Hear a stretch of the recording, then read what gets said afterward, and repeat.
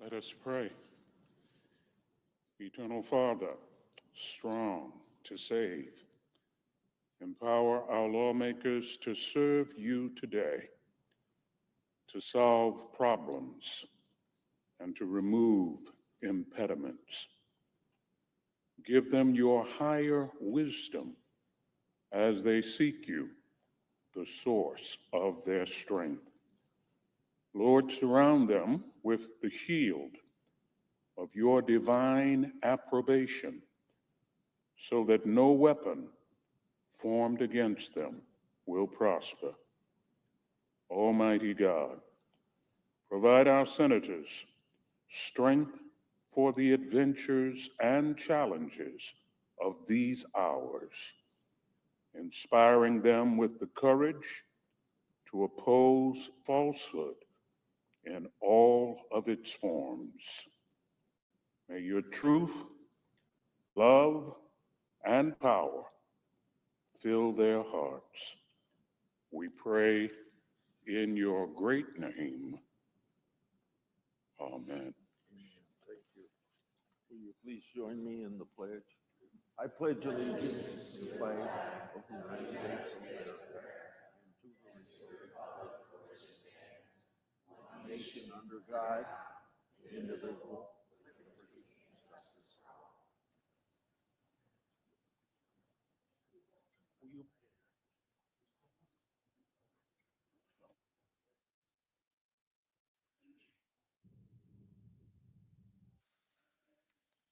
Under the previous order, the leadership time is reserved. Under the previous order, the Senate will be in a period of morning business with senators permitted to speak therein for up to 10 minutes each.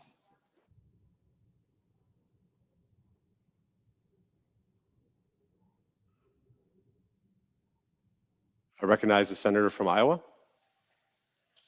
Last week, two members of the West Virginia National Guard were tragically shot here on duties in Washington, D.C. They were attacked by an Afghan national brought here under the Biden administration. Sadly, Specialist Beckstrom has passed away. Staff Sergeant Wolf continues to fight for his life. May God bless both of them, and our prayers and mine are with them and their families. Also last week, an Afghan evacuee was arrested for threatening to bomb a building in Texas. The terrorists entered our country as part of a program called Operation Allies Welcome in the aftermath of the Biden administration's chaotic withdrawal from Afghanistan. Since 2021, I've warned the Biden administration, my congressional allies and colleagues, and the American public about the failure to vet Afghan evacuees. Unfortunately, the Biden administration was not honest with the American people about the program's vetting vulnerabilities. I asked then Director Wray about the program's national security. I asked the same of Director Patel of the FBI this year. And this year, Director of National Intelligence Gabbard told my office an important data point. Of the more than 100,000 Afghan evacuees as of August 2022, 1.6% had links to terrorism or other derogatory information. So when you take that 1 6/10%, that's over 1,600 people who, at that time of the Biden's disastrous evacuation, posed a potential threat to our homeland and to the American people. On July 8th of 2025, I came to this Senate floor and urged the current FBI and intelligence community leadership to aggressively investigate evacuees.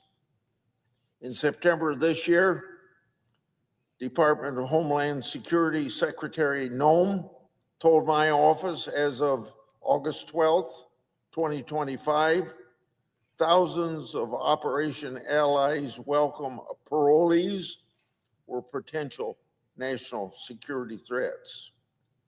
As we have tragically witnessed, the Biden administration's failure to properly vet Afghan evacuees has serious consequences, and probably consequences we haven't seen beyond the killing last week. I think we should thank the Trump administration's efforts, and I thank them for responding to my oversight requests and their efforts to fix the Biden administration's failures. This senator's oversight work will continue. I yield the floor.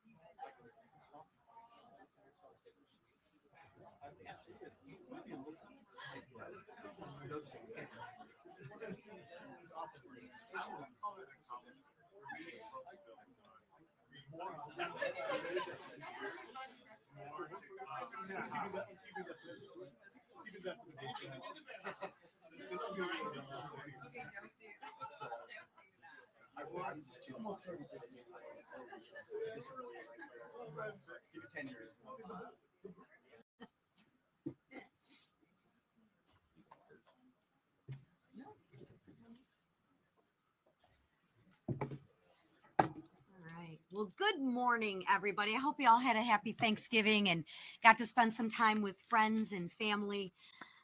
Before I begin, though, I need to acknowledge the tragedy that struck Washington just before Thanksgiving. Our National Guard was attacked on American streets, and so was our nation's generosity, compassion, and sense of security. It was wrong. It will always be wrong. So please join me in praying for the families, first responders, and every guardsman still in our capital today. Now, to the work before us in the House. Millions of Americans just returned from Thanksgiving on a holiday where they watched get expensive, more expensive every year under Joe Biden. His policies sent prices on gas, groceries, and everyday essentials through the roof. While things aren't fully back to normal, families are finally feeling relief this year because of the Republican affordability agenda. Thanksgiving costs were down 5% this year. Turkey dropped 16%, and gas prices hit a 4-year low, making it easier for families to gather. But we're not done. This week, House Republicans are taking direct aim at Washington's red tape that is crushing small businesses and draining household budgets. So think of this. Small businesses now pay nearly $14,700 per employee just to comply with federal rules. Meanwhile, families lose more than $16,000 a year to hidden regulatory taxes. And that's just unacceptable. So House Republicans are acting on our affordability agenda. Will move forward with the Dump Red Tape Act and the Small Business Regulatory Reduction Act. These are real reforms to roll back Washington's overreach and put power back where it belongs. The power needs to be with the workers, with the families, and with the job creators, not with the government. Democrats created this affordability crisis. They buried families under regulations, spent trillions on pet projects, and siphoned off Americans' hard earned money to appease their radical base. We're not letting that stand. House Republicans are actually cleaning up Bidenomics. We're ending Biden inflation and restoring an America that working families can afford to thrive again. Thank you. Mr. Nunn. Hey, thank you very much, Chairwoman. This week, we're going to be running some very important legislation, particularly dealing with the Communist Party of China. I'm so thankful for our leadership team standing up to this. And let me tell you a little bit about what's happening in the heart of the heartland, right here in Iowa. Look, I started off my career as a counterintelligence officer for 20 years. I worked directly inside China, and we saw what Communist China brought to the United States, not just in the buying of farmland, but literally sending agents to my district and pulling corn seed out of the ground so they could replicate it back home. But now they're not just growing or coming after what we grow in our fields, they're coming after what we grow in our classrooms. Most recently, a group from Des Moines Public Schools was taken on an all-expense-paid trip to be inside China. But the Chinese weren't there under the facade of friendship. They were there to collect information, to exploit, and to manipulate. They forced these kids to hand over their digital information, require them to use WeChat, an internal public server for China, started an early process of cultivation, and in the counterespionage world, we consider this source recruitment. Consistently, I've had parents across Iowa say, how is this allowed to happen? And the simple truth is, there's no law preventing it. The Chinese government is creating a series of shell organizations to recruit kids to come to China and then exploit them the moment they set down in soil inside Beijing. This has to stop. And I'm so proud of this team for helping us stand up to what the Politburo in Beijing is trying to do to kids in Des Moines, Iowa, and across our country. We have the opportunity not only to push back, but to send a strong signal that we have a friendship opportunity with China that is real, but we will not stand by while Chinese communist agents attempt to recruit kids for future exploitation. Whether it's in ag or whether it's in the classroom, we have the opportunity to say no. And this team has stood up to do it. Thank you very much, Mr. Speaker, for your leadership. Thank you. $1 billion. That's how much money has been stolen from the hardworking taxpayers in my home state of Minnesota. And if that's not egregious enough, some of these taxpayer dollars have allegedly been diverted to al-Shabaab terrorists. Under the failed leadership of Tim Walz, Minnesota has become a hotbed for fraud. We knew it was bad, but now, thanks to the work of our new U.S. Attorney for Minnesota, the true size and scope of the crimes is being brought to light, finally. $250 million in the feeding our children scandal. The largest pandemic fraud case, by the way, in the country. 14 million robbed by a woman who fraudulently diagnosed Somali children with autism, then billed the taxpayer for the services that were never provided. Over 5 million stolen by individuals falsely claiming to provide housing assistance to those in need. These are just some of the fraud schemes that have been federally charged. And I want to emphasize that because our failed governor tried to claim that he's been prosecuting. He hasn't even investigated.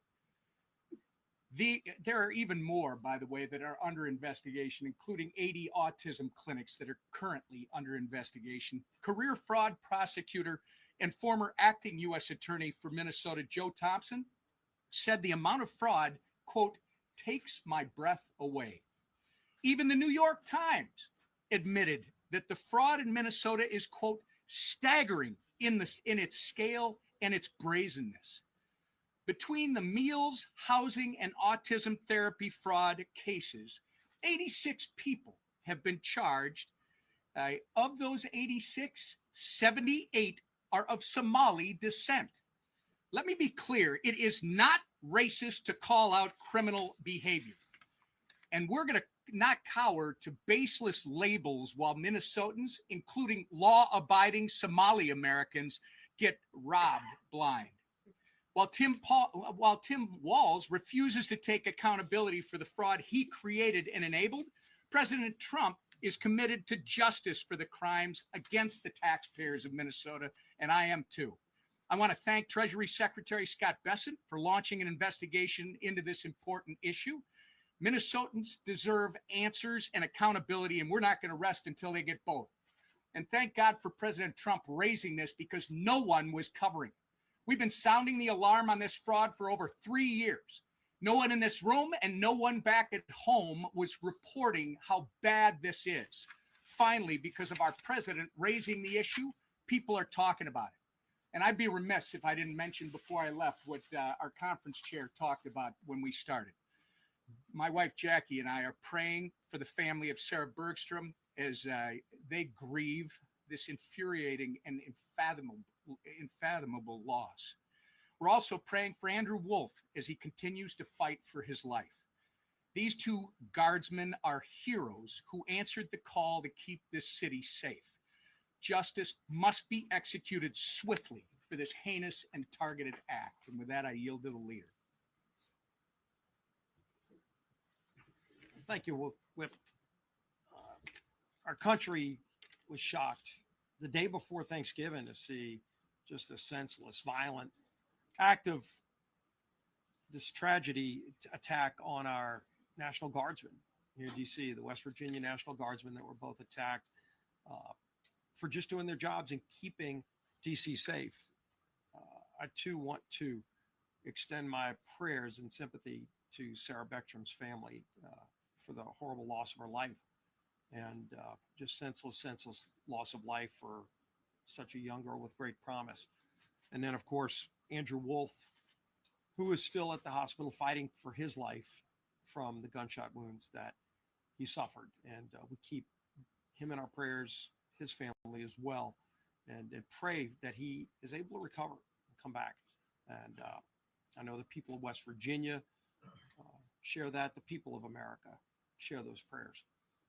This week we have a number of bills we're bringing to the floor to continue to address some of the problems that were created by the Biden administration that drove up inflation, that drove up higher costs. We saw so many ridiculous rules and regulations that added cost to the products we buy, our small businesses that were under attack.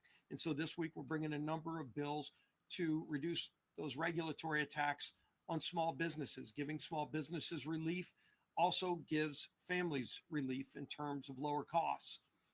We're going to bring more bills that came out of the Education Committee to take on what is happening in our universities and our schools, where the Chinese Communist Party tries to move Confucius Institutes into our schools, teaching our children, trying to put communist ideas into our children in our schools.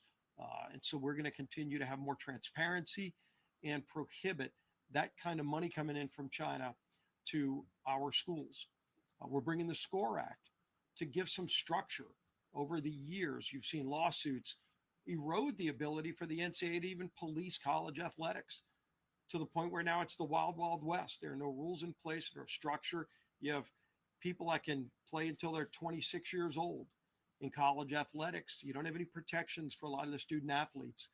And so we first restore the ability for policing through the NCAA. Congress won't be doing the regulations.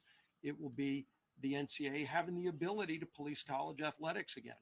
We also protect women's sports. We protect Olympic sports by ensuring that you have an equal number of women's sports to men's sports, that you have a minimum number of sports, so that a lot of the Olympic sports that are so important to our country, as we see the Olympics coming up here again.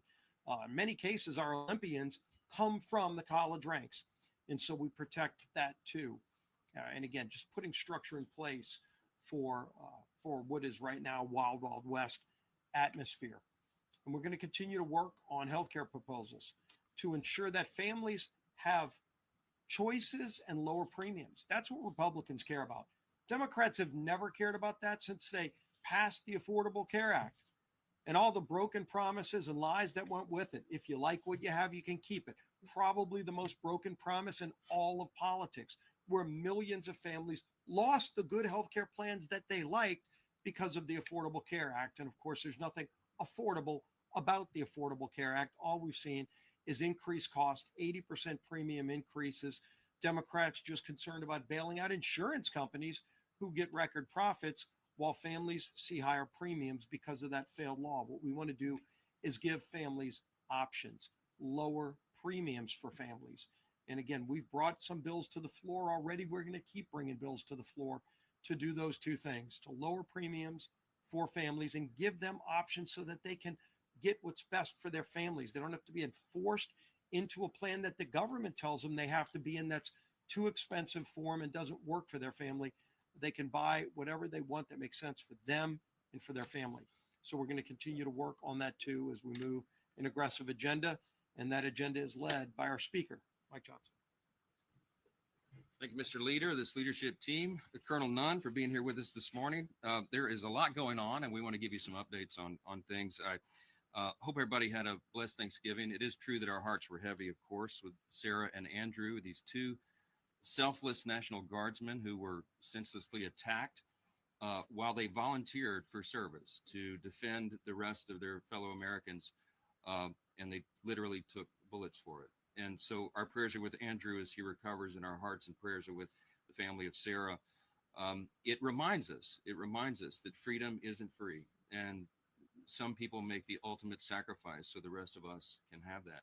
You know, I was reminding our conference this morning, 1789, our first president, George Washington, was the first to issue a national day of Thanksgiving and prayer, a proclamation. And he declared that because the Congress requested it of him. Of course, Washington was the first and best person to do that, to start the tradition. And he wrote famously in his proclamation, he said, it is the duty of all of us. It is our duty to acknowledge the blessings of God, to be grateful for what he's done for our country and all of us individually, and to humbly implore his protection and favor. It's never been more important to do that. And it's a great reminder. Thanksgiving is a uniquely American holiday, as we know. And it's a great time to sit around the table and be reminded of those blessings. And chief among them is the freedom that we enjoy. And we do not take that for granted. So it's proper, appropriate for us to acknowledge those sacrifices. Now, there's a lot going on across the country. There's a special election in Tennessee today, you may have heard. Tennessee's 7th District. I spent all day there yesterday. I think it was 10 hours and 12 events, I think. I was with Matt Van Epps, our Republican extraordinary candidate for the seat there that is open and will be filled today in the election. He's running against someone who truly is, by any objective measure, a real radical. She famously said that she hates Nashville, which is the largest city in the district, which is kind of an interesting campaign strategy, and hates country music. You know, it's Tennessee. So Matt Van Epps is an extraordinary candidate by contrast. He is a lieutenant colonel in the Tennessee Army National Guard. He's a combat veteran. He flew combat missions, deployed 8 times over to the Middle East, and dodged missiles and bullets for his country. He worked in Tennessee state government and is a highly capable, competent, calm, common sense conservative. He's exactly what that district needs. We're excited for him, devoted husband and father, America First Patriot. So hey, if you're in Tennessee's 7th District, Nashville, and 14 counties, go vote today. It matters. Special elections are strange animals, and anything can happen. And when you're in a deep red district, sometimes people assume that the Republican, the conservative will win, and you cannot assume that because anything can happen. So we encourage everybody to go out there and make that happen. The people are fired up. I was there and really enjoyed the energy there. We're going to see that across the country next week as we go into this very important midterm election next year. I mean, and all the weeks ahead. And as we go into that election, remembering again how important all of this is. And as we put some posters up here to remind you and remind all of ourselves what an extraordinary run we've had in the 119th Congress. Now, in spite of the fact that we had razor thin majority, I mean, it many times, as you know, 1 or 2 vote margin, we still have had one of the most consequential Congresses in the great history of this extraordinary nation. And you know, if you look at what has been accomplished for the first 10 months of this term, this year, the 119th Congress, this new administration, you could stack that up against any Congress in history. I think it's probably in the top 5 in terms of marquee landmark achievements. And, you know, part of our, both a blessing and a curse is we did so much of it in the One Big Beautiful Bill, the working families tax cut. There's so much to talk about. It's as if it just got brushed aside. But the component pieces of that is some of the most nation-shaping, productive, pro-growth policies that have ever occurred to help all Americans. And we look forward to all the provisions of that bill being implemented beginning really in earnest in the first part of the year. And so the first quarter, second quarter will be a very different scenario. But we're excited to go through that. We can't fix everything overnight. And the Biden-Harris administration, as we said so many times, in 4 years, really destroyed almost every metric of public policy. We're don't go flip a switch to do that. It takes some time. And we've been working earnestly and around the clock to do that, to work on solutions, to solve all those problems, and to make government more efficient and effective and responsive. Republicans have been delivering and working to bring down costs for American families, to fix the Democrats' broken healthcare system, and to rid our streets of violent criminals and dangerous illegal aliens. All this has been our goal since January, and we've been delivering.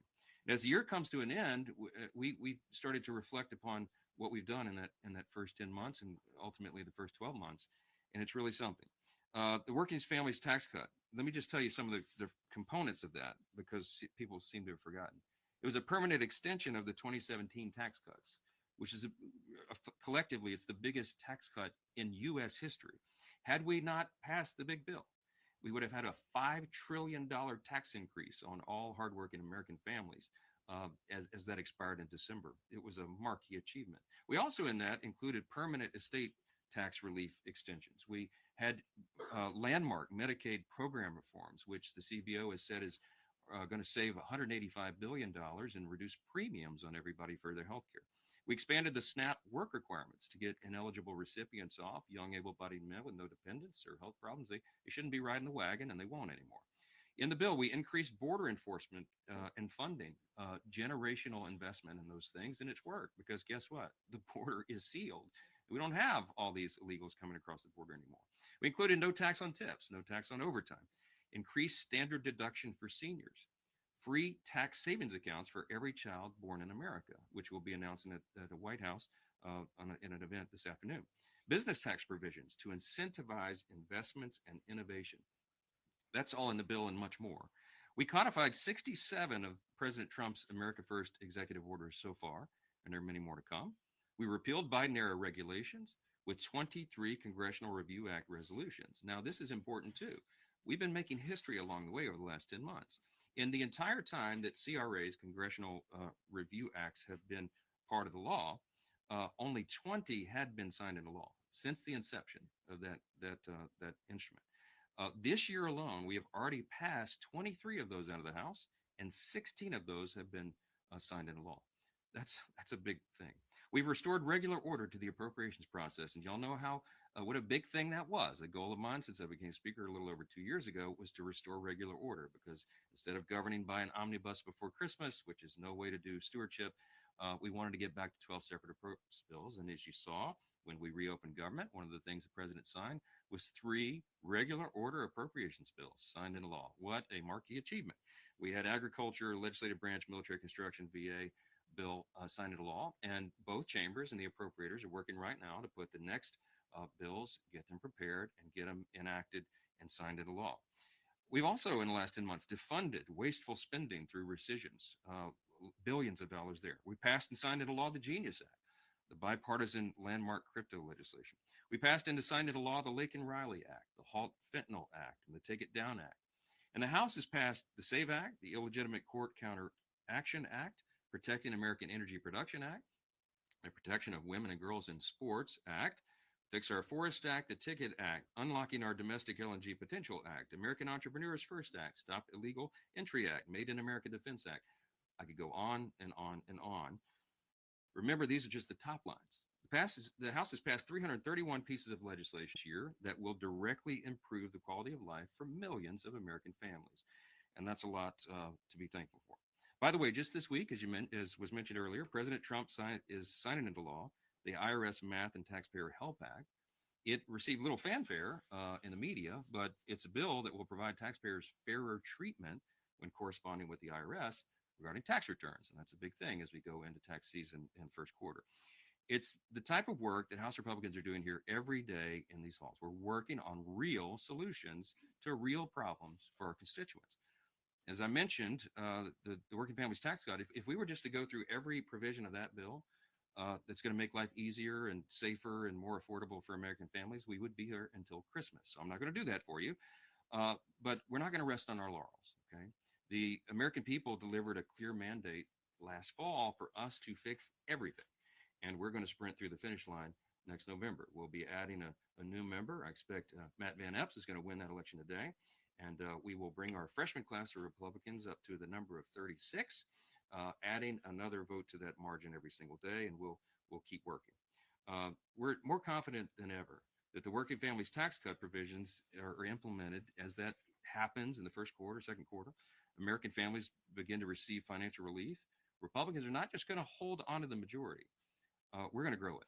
And over the next weeks and months, House Republicans will advance legislation to continue to bring down the cost of health care for working families, to ensure our fighting force remains the most lethal and the best prepared in the world, and to fully fund the government for the upcoming fiscal year in a responsible way while maintaining good stewardship of taxpayer resources.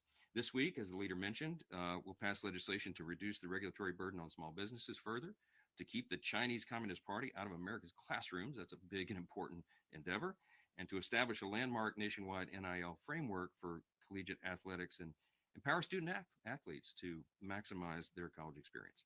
Despite the unrelenting stream of palace intrigue stories that fill the pages of your publications, House Republicans remain united and focused on delivering results for our constituents. That's how we've gotten this done.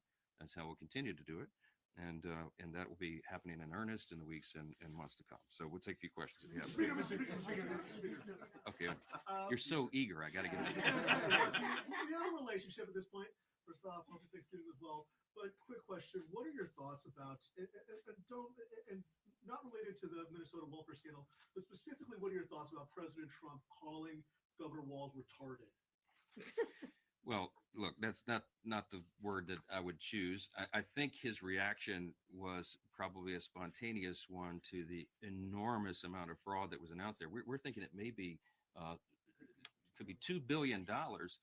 Congressman Emmer, of course, represents that state, and it is an outrage. And we're told that this was funding terrorist organizations in Somalia. And so it's a lot to look into. I mean, all of us, when we heard the news, we reacted in different ways. And you know, that's not the word I would choose. But I think everybody understands how absurd and crazy that is, and how Congress has an immediate obligation to look into it. And the administration is as well. And we're going to get down to the bottom of that. Governor Walz appears to have a lot to answer for. So it was a really stupid thing. Thank you so much, Mr. Speaker. You talked a lot about your accomplishments, and one you didn't mention is the SAVE Act, which the House passed twice. It's still awaiting action in the Senate for some reason. But many are still asking when an in-person, same-day, hand-counted paper ballot measure will be passed, and will that be done in time for the 2026 election? Yeah, I've been asking that myself. I think that would be a really important measure to eliminate fraud in elections. And there is some element of fraud in every election. We all know that. And we have a duty as lawmakers to prevent as much of that as is humanly possible. The SAVE Act has been a big priority of ours. I think I did mention it in the list, but it was so long. I certainly intended to. It's an important measure, and we would certainly love to get that signed into law. We need a little help in the Senate, of course, to do that. We don't have control over all elections. The states in our system, as you know, have a lot of responsibility over that, and that is federalism. We support that. The states have that in their jurisdiction of authority. We don't want to federalize all elections because that could open up a whole other can of worms. But with regard to federal elections, at least, elections for Congress and Senate, we do have some say. And so the SAVE Act would be an effort to ensure that we eliminate as much fraud as possible. I've obviously been a big champion. I was a co-author of it before I became speaker. We've been working on this, and we'll continue to try to get it done. So it's a big priority. Yes, ma'am. Mr. Speaker, Yes, Mr. yes, ma'am. Speaker, Yes, ma'am. thank you, Mr. Speaker. Elisa Stefanik wrote on social media this morning that you are protecting the deep state by not including a provision in the Intelligence Authorization Act. What's your reaction to this claim, and why is House Republican leadership not united on this? Well, all of that is false. I don't exactly know why Elise won't just call me. I texted her yesterday. She's upset that one of her provisions is not being made, I think, into the NDAA. I explained to her on a text message as soon as I heard this yesterday. I was campaigning in Tennessee, and I wrote her and I said, "What are you talking about? This hasn't even made it to my level." The way regular order works is, and I think she should know this, we'll be talking about it, I'm sure, today. The way this works is that it has to go through committees of jurisdiction if it will be attached to the NDAA. And this provision that she's working on, I think, is under the jurisdiction of judiciary. And so there's a four corners engagement and agreement that's required. You all know how this works.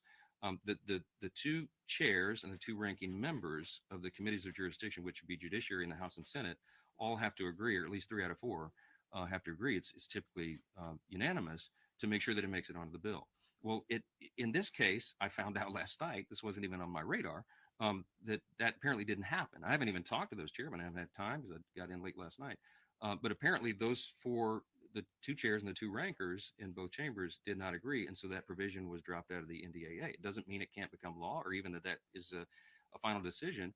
But I sent my friend Elise a text last night and I said, can you find out what the issue was and I'll help you resolve it. I support her provision. I mean, I would vote for it. I think it's smart. And I'm not sure exactly why it wasn't included. So I don't know why she's frustrated with me. I literally had nothing to do with it. But I'm happy to roll up my sleeves and help her. I want everybody to be successful, and we're going to try to make the bill the best it can be. On the Caribbean boat strikes, the administration has acknowledged that there was a second strike in that attack in September, but they have not said if there were any defenseless survivors. Should they release the video to Congress, the unedited video to Congress and to the American public? And 2, if the defenseless survivors were killed, would that constitute a violation of the laws of war? I'm not going to prejudge any of that. As you know, both of the Armed Services Committee and the Senate and the House will be having hearings on this to review, and that's their role. I have been listening.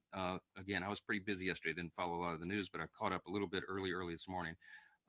That my assessment of this, my understanding is that most of the people that have looked at this, at least in a preliminary review, say that the admiral who ordered the second strike thought it was necessary to complete the mission. He's a highly decorated, highly respected admiral in the Navy, and he made that call. And so, we're going to have to look at that. I'm sure Congress has a right to look at it. I don't know how much of the tape should be released because I'm not sure how much is sensitive with regard to national security and all that. I haven't had a chance to review it, so I'm not going to prejudge it. But I will say that, it's not an unprecedented thing. One of the things I was reminded of this morning is that under Barack Obama, President Obama, he had, I think, over 550 drone strikes on people who were targeted as enemies of the country, and nobody ever questioned it. Okay, and secondary strikes are not unusual. It has to happen if a mission is going to be completed. So I haven't reviewed the scope of the mission. I haven't reviewed that particular strike. I don't know what went into the admiral's decision matrix. But it's something that Congress will look at, and we'll do that in the regular process and order. I think it's very important for everybody to reserve judgment and not leap to conclusions until you have all the facts, and that's what we'll be uncovering. Yes. Secretary Hecker testified. Thank you, Mr. Speaker. The first note's a little bit self-serving. It's Giving Tuesday, and so just asking everyone to consider perhaps public television among the many worthy charities. Louisiana Public Television, one of the best. Yes, there's a plea to give to public television for Giving Tuesday. Okay. And then on healthcare, 2 of your members came out of the meeting just now and told me that it was their impression that the House Republicans are likely to get on board some kind of short-term extension for the subsidies while you work out long-term reform. They weren't members who love that idea, but they said it looks like that might be necessary.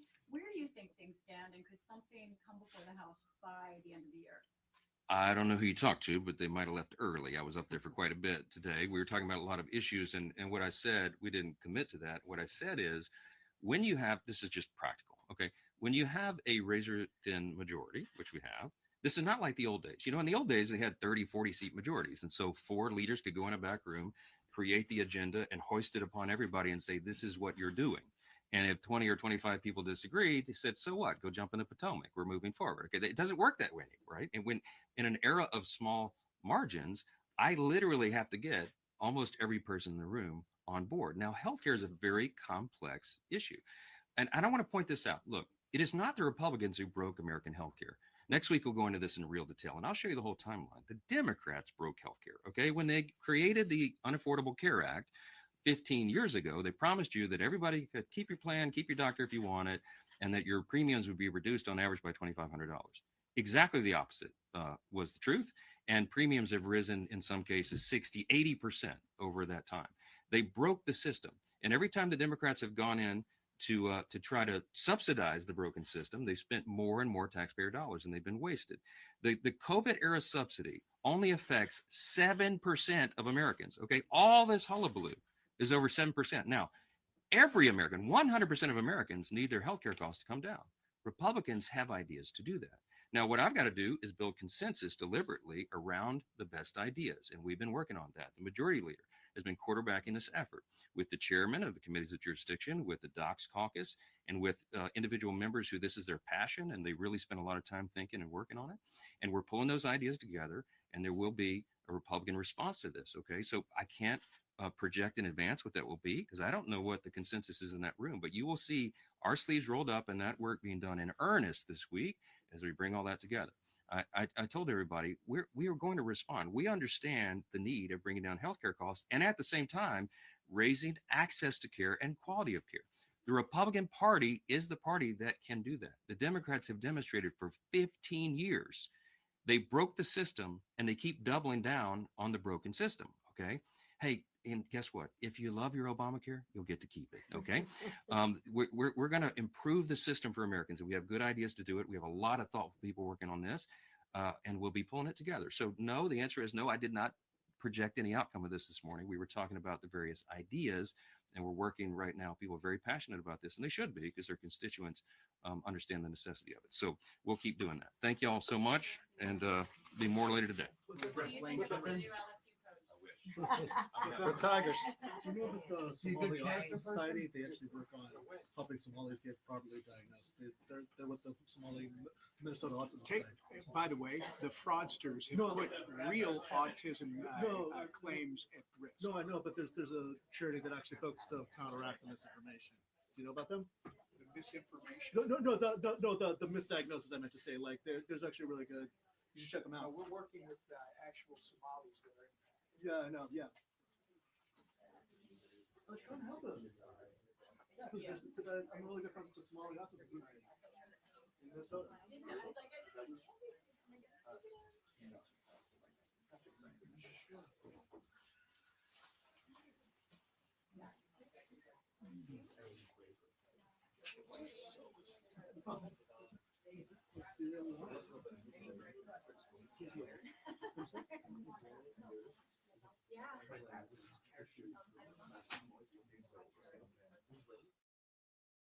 Yeah.